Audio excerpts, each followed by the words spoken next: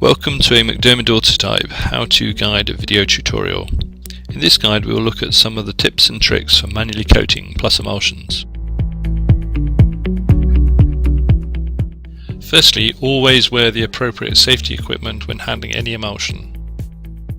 Use scissors or a sharp knife to open the diazo powder sachet.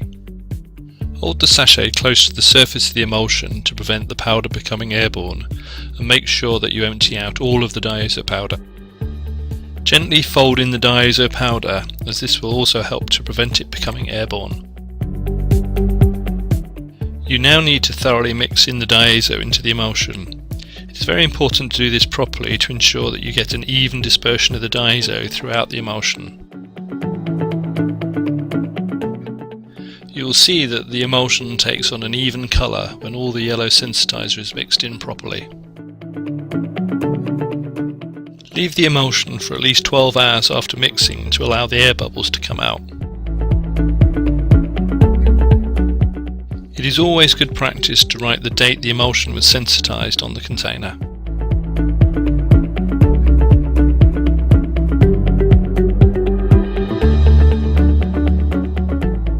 Select a clean, high quality coating trough and then fill the trough slowly to minimize air bubbles.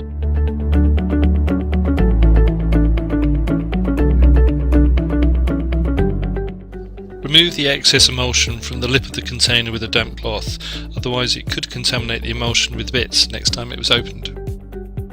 Clamp the screen securely with the print side towards you and make sure that it cannot move during coating.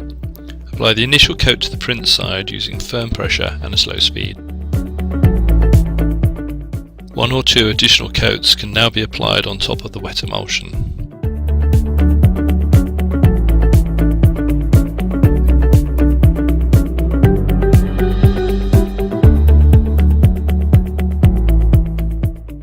Turn the screen around and clamp it securely with the squeegee side towards you. Now apply one or two coats of emulsion from the squeegee side. It is important to use a slow coating speed, especially when coating a high viscosity emulsion onto a coarse mesh, otherwise you will trap many air bubbles in the mesh openings, which may lead to pinholes during printing. A simple test to see how well the mesh is filled is to look at the squeegee side in reflected light. A glossy surface will show you that you have filled the mesh completely. The screen should now be dried print side down in a drying cabinet.